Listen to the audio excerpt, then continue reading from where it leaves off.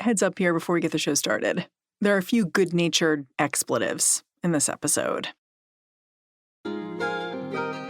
Hey, Slatesters, it's Mary. You hear this music and you know it's Friday. It's time to let our hair down, chat with a Slatester about what they are pouring their soul into in the newsroom. This week, I am so happy to have someone who is very special here. I would call him a Slate national treasure. Wow. Dan Coyce. Dan, how long have you been at Slate at this point? 13 and a half years.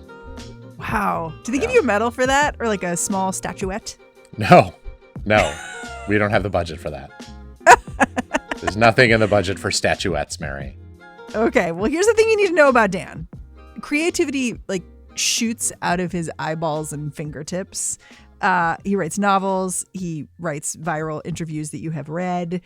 He became a game designer for Slate this year. He just made this game called Pears. That's Pears, like the fruit. Like the fruit.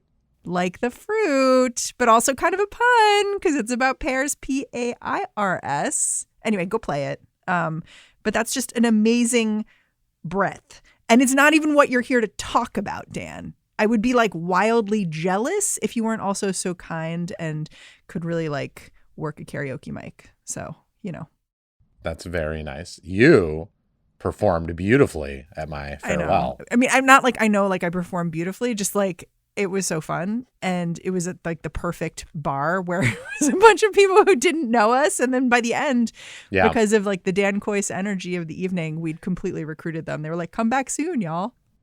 They're Slate readers now. Exactly. That's how we do it. We have a street team and we sing karaoke. We're advertising our website one bar at a time with hands-on interaction with possible readers and listeners. Okay, we invited you here because you wrote this article. It's one of Slate's big swings where we're just give writers please go live your dream. And it's about this fascinating slice of life, a mystery, kind of a warning too.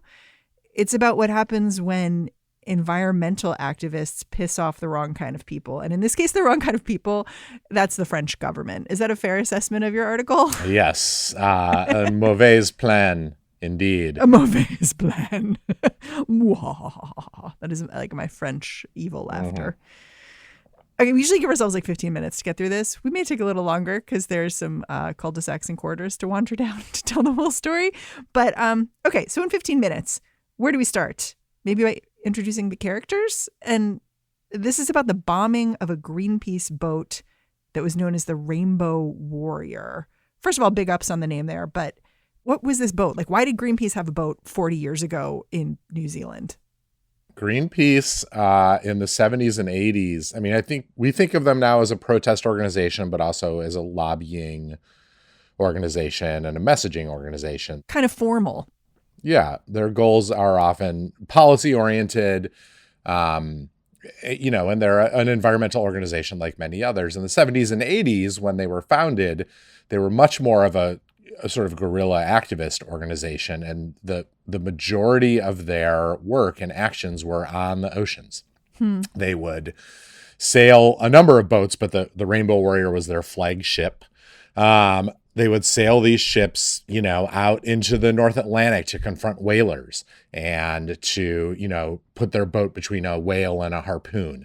They would sail to nuclear plants that were dumping nuclear waste into the water and chain themselves to outflow tanks. They did all these sort of very high profile, attention-getting actions that were meant to confront environmental wrongdoers in a way that would make the news.